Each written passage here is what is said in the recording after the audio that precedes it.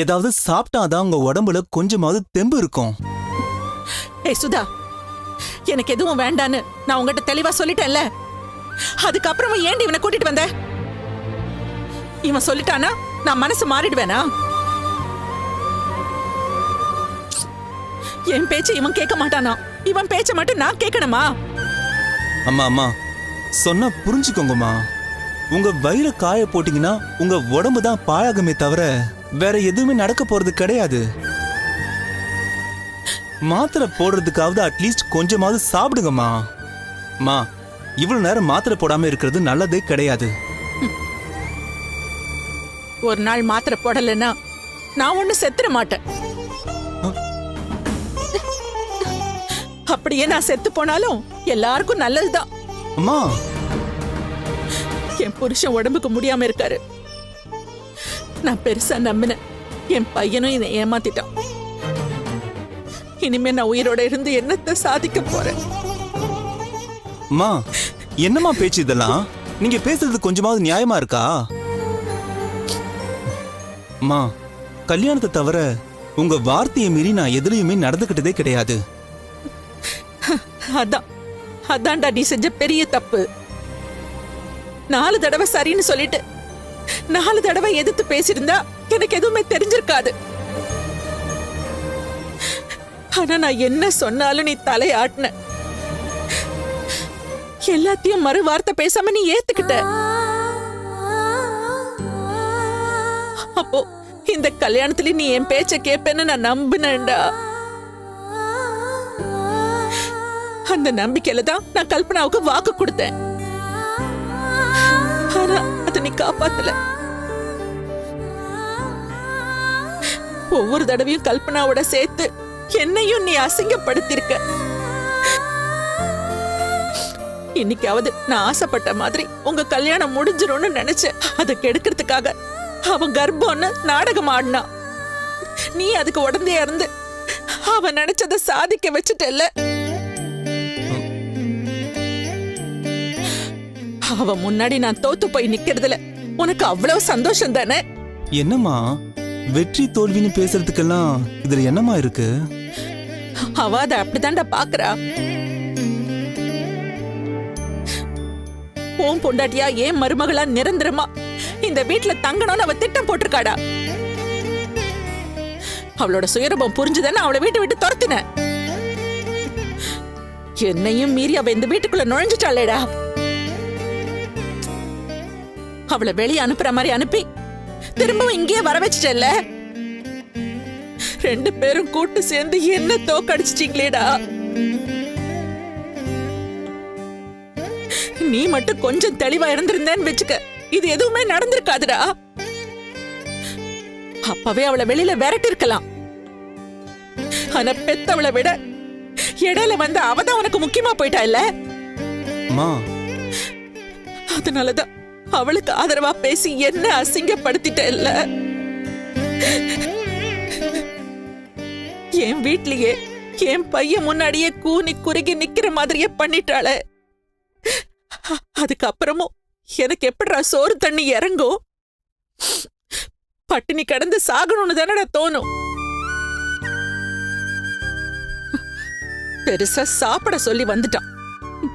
அம்மா அம்மா அம்மா அம்மா அம்மா அம்மா அம்மா, உங்களை எப்படி சமாதானப்படுத்துறதுன்னு எனக்கு தெரியலம்மா. இந்த பிரச்சனையில நம்ம ஒவ்வொருத்தருக்கும் ஒரு நியாயம் இருக்கு. அத பத்திலாம் இப்ப நிதானமா பேசுற சூழ்நிலையில நாம இல்ல. கொஞ்ச நாள் போகட்டுமா, நம்ம எல்லாருமே பேசி ஒரு முடிவெடுப்போம்மா. இப்ப எல்லாத்தையும் மறந்துட்டு அட்லீஸ்ட் உங்க உடம்புக்காகவாவது கொஞ்சமாச்சு சாப்பிடுங்கம்மா. சுதா, அம்மாக்கு டிஃபன் எடுத்து வை. டேய், நான் தான் எதுவுமே வேண்டான்னு சொல்லிட்டேன்ல, அதுக்கப்புறம் எதுக்கு நீ அவளை டிஃபன் எடுத்துட்டு வர சொல்லிட்டு இருக்க? மா ப்ளீஸ்மா, நீங்க சாப்பிடாம இருக்கிறது எங்க எல்லாருக்குமே கஷ்டமா இருக்கு. தயவு செஞ்சு இந்த ஒரு விஷயத்துல மட்டும் பிடிவாத பிடிக்காதீங்கம்மா. நீங்க சாப்பிட்டுட்டு எவ்வளவு வேணாலும் சண்டை போடுங்க, கோவப்படுங்க. பட்னியா இருந்து மட்டும் எங்களை நோகடிக்காதீங்கம்மா. அண்ணா இங்க வச்சிடுறேன். மா ப்ளீஸ் சாப்பிடுங்கம்மா, ப்ளீஸ்மா. அம்மா வாங்கம்மா, கொஞ்சமாவது சாப்பிடுங்கம்மா. வாங்கம்மா வாங்கம்மா, சொன்ன கேளுங்கம்மா. விடு, வரேன். வாங்க.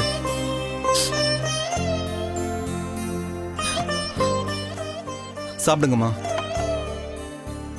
அம்மா சாப்பிடுங்கம்மா. அம்மா நாங்களும் உங்க பிள்ளைங்க தானம்மா. உங்களோட பிடிவாதம் எங்களுக்கும் இருக்கும். நீங்க சாப்பிடாம நாங்க இந்த இடத்த விட்டு நகர மாட்டோம்.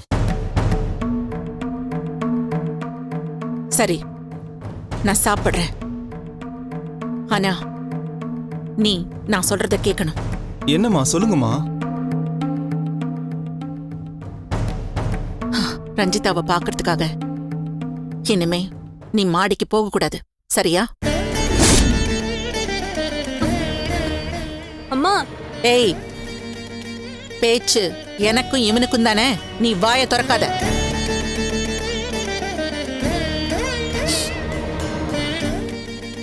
என்னடா யோசிச்சுட்டு இருக்க? நான் சொல்றத நீ கேட்டதா நான் சாப்பிடுவேன், இல்லைன்னா நான் இப்படியே இருந்து சாகுறேன். சரிம்மா, நான் இனிமே போகல. நீங்க சாப்பிடுங்கம்மா.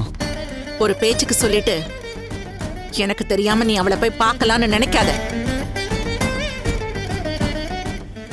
என் வார்த்தையை மீறி நீ மாடிக்கு போனேன்னு தெரிஞ்சது அப்புறம் நான் அம்மா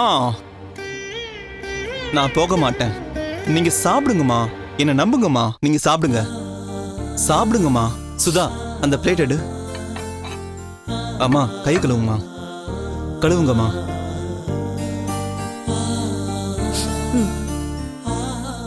சாப்பிடுங்க.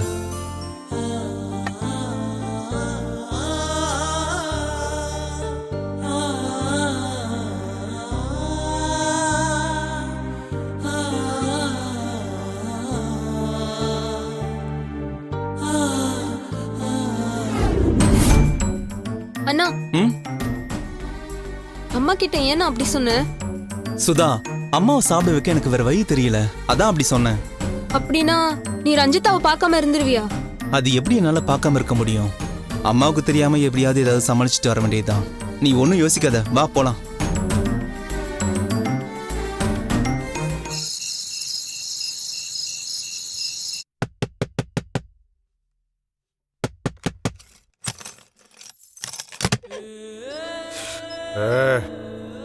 வழி வர்ற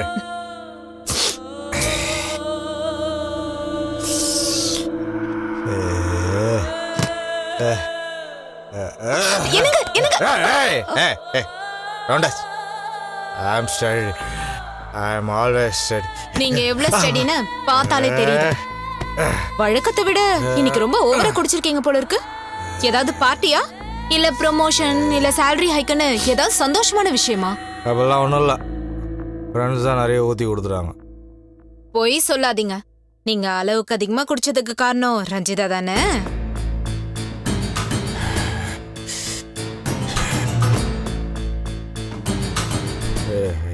ஏன் அப்படி சொல்ற? ரஞ்சிதா இப்ப கன்சீவா இருக்கா.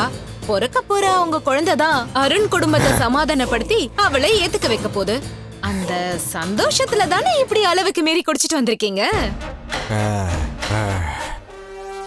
Perfectly right Gomathi. இந்த உலகத்திலே உன்னை தவிர வேற யாராலையும் என்னை கரெக்டாக புரிஞ்சிக்கவே முடியாது. You simply great. Simply great.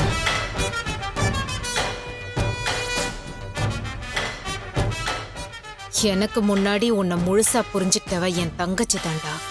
நான் தான் முன்னாடி இப்ப பார்த்து ஏமாந்துட்டேன்.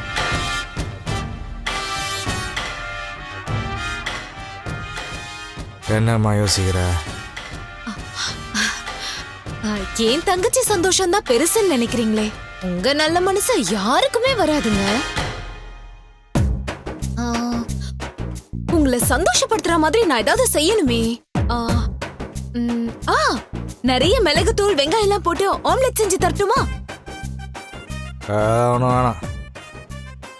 சரி, நிறைய மசாலா எல்லாம் போட்டு முந்திரி வறுத்து தரட்டுமா?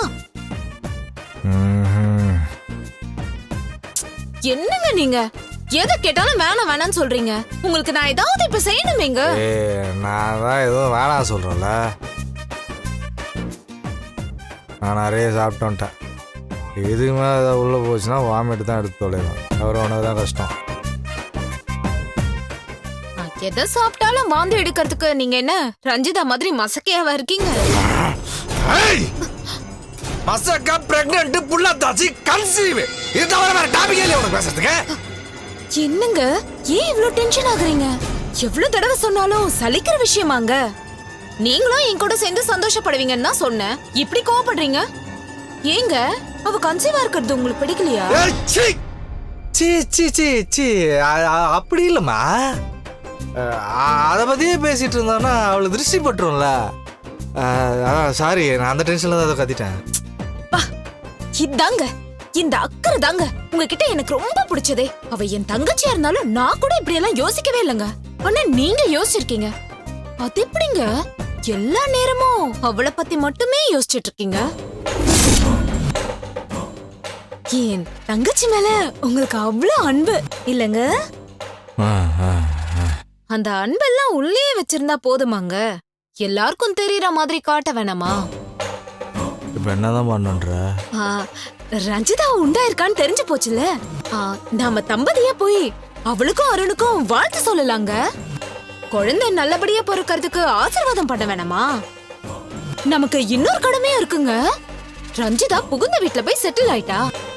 அவர் வீட்டுல அவளை ஏத்துக்கலங்கிறது வேற விஷயம். அதுக்காக நாம செய்ய வேண்டியதை செய்யாம இருக்க முடியுமா? ஒரு நல்ல நாளா பார்த்து நாம அவளுக்கு பொண்ணு வீட்டு சார்பா சீர் செஞ்சுட்டு வந்துடலாங்க. எப்ப போலாம் நீங்களே சொல்லுங்க. என் பிபியை ஏத்துறதுக்காகவே இப்படிலாம் பேசிட்டு இருக்கா. போதையில் என்னை கண்ட்ரோல் பண்ண முடியாம நான் ஏதாவது பண்ற போறேன். இவளை வேற மாதிரி தான் சமாளிக்கணும். என்னங்க பதிலே சொல்ல மாட்டேங்கிறீங்க? எனக்கு தூக்கம் வருது கோமதி. நீ என்ன சொல்றேன்னு கேட்கல. ஏதா இருந்தாலும் காலைல பேசிக்கலாம். Good night. வேஷம் போடவும் முடியாம மனசுல இருக்கிறத சொல்லவும் முடியாம தவிக்கிறல. தினமும் இப்படிதான்டா உன்னை டார்ச்சர் பண்ண போறேன்.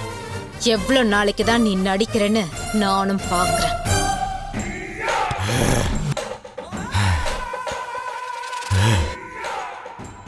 கோமதிய வாயில்லாத பூச்சின்னு பார்த்தா ஓவரா சீண்ட ஆரம்பிச்சிட்டால. அவ வாய் அடைக்கிற மாதிரி ஏதாவது ஒன்று செய்யணும்டா. தர்ஷினியம்மா, செல்லக்குட்டி, நீனும் தூங்கலையாம்மா? தூக்கம் வரலப்பா. நாளைக்கு ஸ்கூல் இருக்குல்லம்மா, நீ போய் தூங்கு போ. சரிப்பா. அப்பா, எனக்கு ஒரு டவுட். சித்தி வயித்துல பாப்பா இருக்குன்னு அம்மா சொன்னாங்க, நிஜமாவாப்பா? நிஜமா இருக்க கூடாதுன்னு தான் நானும் ஆசைப்படுறேன். ஏன்பா அப்படி சொல்றீங்க? சித்திக்கு பாப்பா பிறந்தா ஜாலியா தானே இருக்கும். அதுவும் சொந்த தம்பியா இருக்கணும். ஆமாம்மா. சித்திக்கு தம்பி பாப்பா பிறப்பானா இல்ல தங்கச்சி பாப்பா பிறப்பாளா? தெரியலம்மா. எனக்கு தம்பி பாப்பா தான்ப்பா வேணும். நான் அவன் கூட ஜாலியா விளையாடுவேன், அவனை நல்லா பார்த்துப்பேன். அவனும் நானும் ஒன்னா ஸ்கூலுக்கு போவோம் இல்லையாப்பா? அப்பா, நான் படிக்கிற ஸ்கூல்லே அவனையும் சேர்த்து விட்டுறலாம். தர்ஷு, அதுக்கெல்லாம் இன்னும் நிறைய நாள் இருக்கு. அப்பாவுக்கு தூக்கம் வருது, நீ போய் படுத்துங்க போ. அப்பா, உங்களுக்கு தம்பி பாப்பா பிடிக்குமா இல்ல தங்கச்சி பாப்பா பிடிக்குமா? தர்ஷு!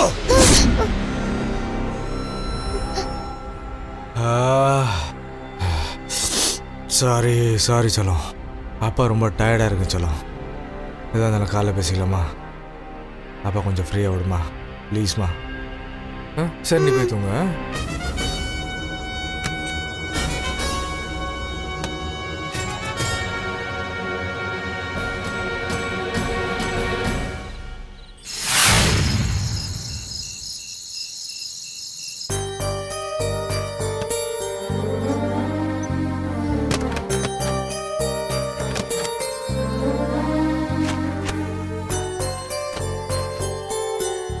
ஏம்மா, இங்கேயே படுக்க போறீங்க?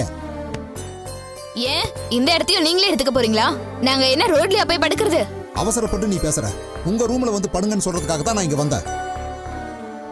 எங்க ரூமா? அதான் இப்ப இல்லன்னு ஆயிடுச்சுல. மாடி போர்ஷன் உங்களுக்குன்னு பிரிச்சிட்டீங்களா? நாங்க எப்படி அங்க வருது? என்னம்மா நீ இதை பெரிய விஷயமா நினைச்சு பேசிட்டு இருக்க? மாடிக்கு வரக்கூடாதுன்னு நாங்க என்ன வேலியா போட்டு வச்சிருக்கோம்? நமக்குள்ள ஒரு சின்ன பிரச்சனை வாக்குவாதமா மாறிடுச்சு. அந்த டென்ஷன்ல வீட்டை பிரிச்சுக்கலாம்னு சொன்னோம். சொத்துல எங்களுக்கும் உரிமை இருக்குங்கிறத புரிய வைக்கத்தான் அப்படி சொன்னமே தவிர ஒரே அடியா பிரியணும்னு நாங்க சொல்லலையே. இதை பாருங்க, மனசுல எதையும் வச்சுக்காம நீங்க எப்பவும் போல இருங்க. அந்த பாயெல்லாம் சுருட்டி வச்சுட்டு மேல ரூம்ல வந்து படுங்க வாங்க. இல்ல மாமா, இங்கேயே வசதியா தான் இருக்கு. நாங்க இங்கேயே படுத்துக்கிறோம். ஏய், என்னடி இன்னும் மாமான்னு சொல்லிட்டு இருக்க? அந்த உறவையே மறந்துறன்னு அம்மா சொன்னாங்கல்ல.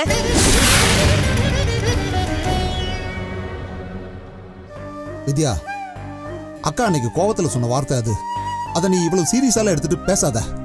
இது பாருங்க, நான் என்னைக்குமே உங்க மாமா தான்.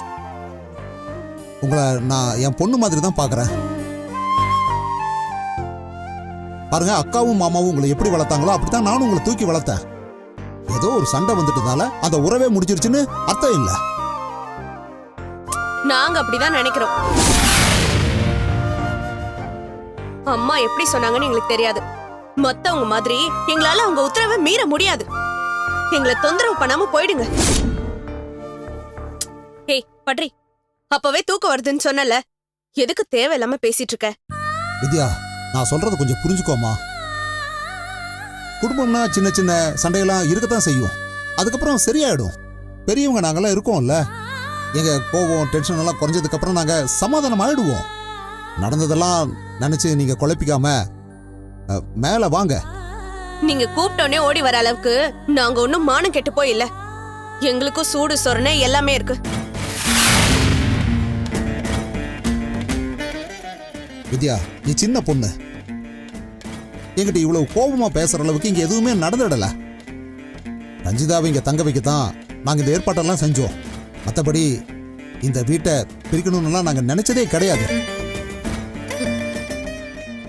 இங்க பாருங்க, நீங்க 2 பேரும் கட்டலையே படுத்து பழக்கப்பட்டவங்க. தரையில பாய் விரிச்சு படுக்கிறதெல்லாம் உங்களுக்கு சரியா வராதுமா. பரவாயில்ல, அதெல்லாம் நாங்க பழகிக்கிறோம். வெக்கம் இல்லாம அங்க வந்து தூங்குறதை விட இந்த கஷ்டத்தை தாங்குறது எவ்வளவோ மேலு. ஏமா இவ்வளவு பிடிவாதம் பிடிக்கிறீங்க? நீங்க தரையில படுக்கிறத பாக்குறதுக்கு எனக்கு சங்கடமாவும் உறுத்தலாவும் இருக்கு.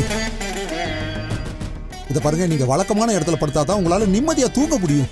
நிம்மதியா தூங்குறதா? இந்த ரெண்டுத்தையுமே நீங்க தான் கெடுத்துட்டீங்களே.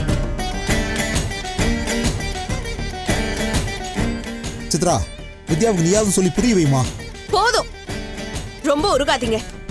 செய்யறதையும் செஞ்சுட்டு இப்ப வந்து அக்கறை இருக்க மாதிரி நடிக்காதீங்க. அதுக்கெல்லாம் மயங்குற ஆள் நாங்க இல்ல. நாங்களும் வளர்ந்துட்டோம். எது சரி எது தப்புன்னு எங்களுக்கும் தெரியும். அப்படி தெரிஞ்சிருந்தா இப்படி பேச மாட்டீங்கம்மா.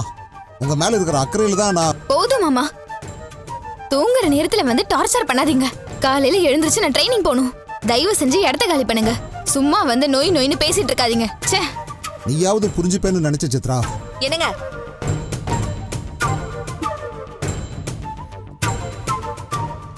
மேல வாங்க. இரு, பேசிட்டு வந்துடுறேன். நீங்க பேசினதும் போதும், அவங்க கிட்ட கெஞ்சினதும் போதும், அசிங்கப்பட்டதும் போதும். அவங்க எங்கேயாவது படுத்துக்கட்டும். நீங்க மேல வாங்க.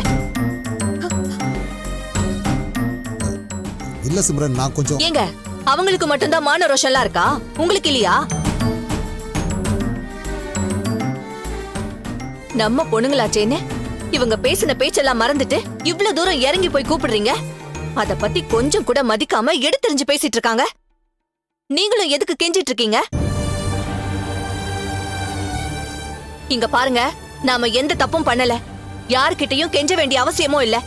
நீங்க சொல்றத புரிஞ்சுக்கிறதுக்கு பக்குவமும் நிதானமும் வேணும். அதெல்லாம் இல்லாதவங்க கிட்ட பேசி பிரயோஜனமே இல்ல. நீங்க மேல வாங்க.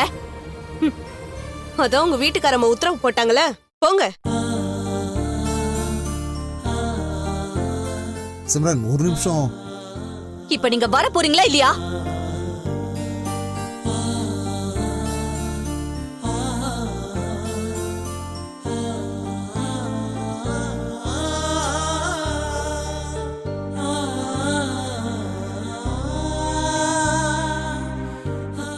ஏ சித்ரா, நீ வந்து படு.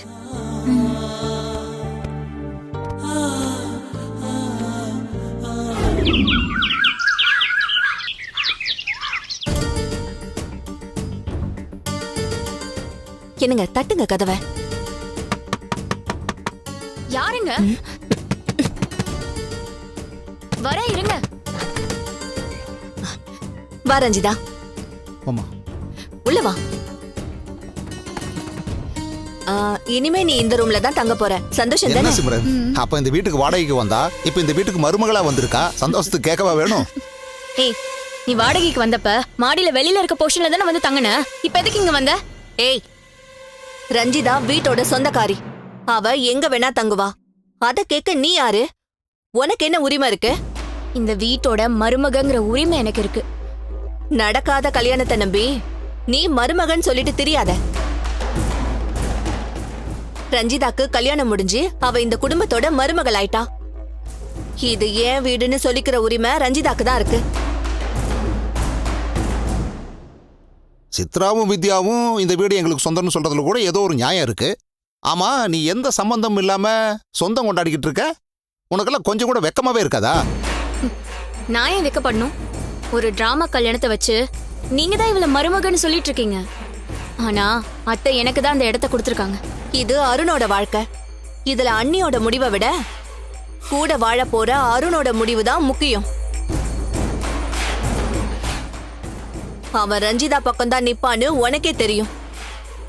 அப்புறம் எந்த நம்பிக்கையில நீ இப்படி எல்லாம் பேசிட்டு இருக்கன்னு எனக்கே தெரியல. என்ன கேட்டா நீ இந்த ரூமை விட்டு இல்ல, இந்த வீட்டை விட்டே போனாதான் எல்லாருக்கும் நல்லது.